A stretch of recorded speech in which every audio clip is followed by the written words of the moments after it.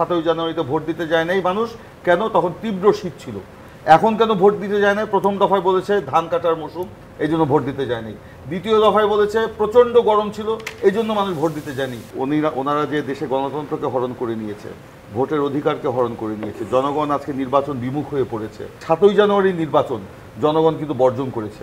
আওয়ামী লীগের নেতাকর্মীরাও আজকে ভোট দিতে যায় না, বাস্তবতা সেটা আজকে ওনারা অনুধাবন করে না। ওনারা আছেন তারেক রহমান, যে এই বছরে তারেক রহমান আসলো। এখন উনি বর্তমানে নির্বাসনে আছেন, কি কারণে নির্বাসনে আছেন নতুন করে বলার কোনো কারণ নেই, প্রয়োজন আছে বলে আমি মনে করি না। এখন আপনি যেটা আমাকে প্রশ্ন করেছেন যে হঠাৎ করে তারেক রহমানের বিষয়, হ্যাঁ আমরাও দেখলাম হঠাৎ করে শেখ হাসিনা তার সরকারের প্রধান কাজ হিসাবে, যেটা আপনি আদিলকে বলেছেন আমাকে বলেননি, তো প্রধান কাজ হিসাবে তারেক রহমানকে দেশে নিয়ে এসে বিচারের মুখোমুখি দাঁড় করানোর কথা বলেছেন। কেন বলেছেন? আসলে দেশের ওনারা যে দেশে গণতন্ত্রকে হরণ করে নিয়েছে, ভোটের অধিকারকে হরণ করে নিয়েছে, জনগণ আজকে নির্বাচন বিমুখ হয়ে পড়েছে, গণতন্ত্রের লেশ মাত্র আজকে বাংলাদেশে নেই, রাজনীতির পথ সংকুচিত হয়ে গেছে। আর নোবেল বিজয়ী ডক্টর ইউনূস তো বলেই দিয়েছেন বাংলাদেশের রাজনীতি বলে আর কিছু নাই। তো দেশের মানুষের হাহাকার অবস্থা, নিত্য প্রয়োজনীয় দ্রব্যমূল্য আজকে চরম আকার ধারণ করেছে, ঘরে ঘরে আজকে বোবা কান্না, দুর্নীতির কুৎসিত চেহারা আওয়ামী লীগের সেগুলি আজকে উন্মোচিত হয়ে যাচ্ছে। আজকে বেনজির নামা, তারপরে আজিজ নামা, আনার নামা ইত্যাদি ইত্যাদি প্রকাশ হয়ে যাচ্ছে। তো এইসব কারণে জনগণের দৃষ্টি ভিন্ন খাতে প্রবাহিত করার জন্য তারা এই কাজগুলো করছে।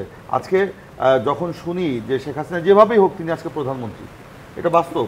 তো উনি যখন ওনার প্রধান কাজ হিসাবে এই দেশকে দুর্নীতিমুক্ত করার কথা চিন্তা করেন না, নিত্য প্রয়োজনীয় দ্রব্যমূল্যের ঊর্ধ্বগতি জনগণের ক্রয় ক্ষমতার মধ্যে রাখার কথা চিন্তা করেন না, গণতন্ত্রকে ফিরিয়ে দেওয়ার কথা চিন্তা করেন না, ওনার প্রধান কাজ হিসাবে দেশে মানবাধিকার লঙ্ঘন এটা রোধ করার বিবেচনা করেন না, দেশের আজকে সেন্ট মার্টিনে কি হচ্ছে, গত দুই দিন ধরে আপনার ব্যাপক গোলাগুলি হচ্ছে, সেখানে আমাদের জনগণ আজকে নিরাপত্তাহীনতার মধ্যে রয়েছে।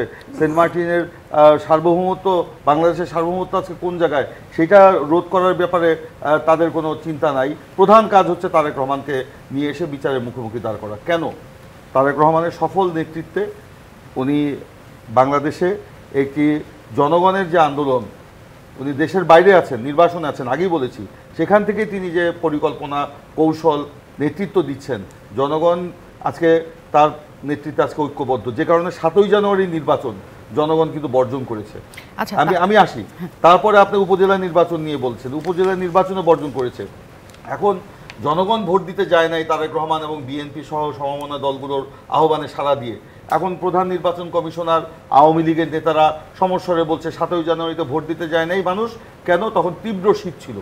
এখন কেন ভোট দিতে যায় না? প্রথম দফায় বলেছে ধান কাটার মৌসুম, এই জন্য ভোট দিতে যায়নি। দ্বিতীয় দফায় বলেছে প্রচণ্ড গরম ছিল, এই জন্য মানুষ ভোট দিতে যায়নি। নগদের কাছে সব গ্রাহকই প্রিয়, তাই তো সারা দেশে ক্যাশ আউট চার্জ সবচেয়ে কম।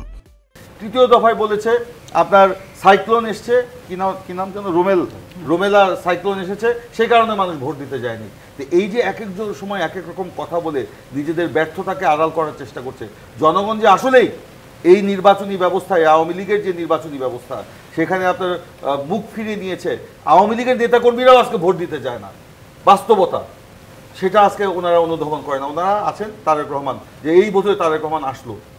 তারেক রহমান বাংলাদেশের মাটির সন্তান, অবশ্যই তিনি আসবেন, কিন্তু আজকে এমন একটা ফ্যাসিবাদী শাসনে আমরা নিপতিত, যেখানে আপনার মানে আইন আদালতকে সমস্ত কিছুকে, অবশ্যই আসবেন, উনি অনেক আগেই আসার কথা, আমরা তাকে নিষেধ করেছি।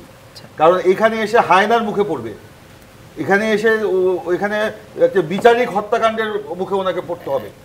এবং যে পরিস্থিতি আজকে বাংলাদেশে মানে চালু হয়েছে, এখানে কোনো সভ্য মানুষ রাজনীতি করতে পারে না। আজকে এরকম একটা পরিস্থিতির মধ্যে আছে। অবশ্যই সময় হলে তিনি বাংলাদেশে আসবেন, উনি আসতে চেয়েছেন, কয়েকবারই উনি উদ্যোগ নিয়েছেন। আমরা দলের বলা হয়ে থাকে বিএনপি কোনো না কোনো ভাবে সরকার পতন করে যখন একটা খালি মাঠ তৈরি করবে, তারেক রহমান তখন আসবেন। মিস্টার শারমিন, তো খালি মাঠ না, দেশে যখন গণতন্ত্র ফিরে আসবে, দেশে যখন মানুষের রাজনীতি করার সুযোগ সুবিধা থাকবে, তখনই সবকিছু হবে।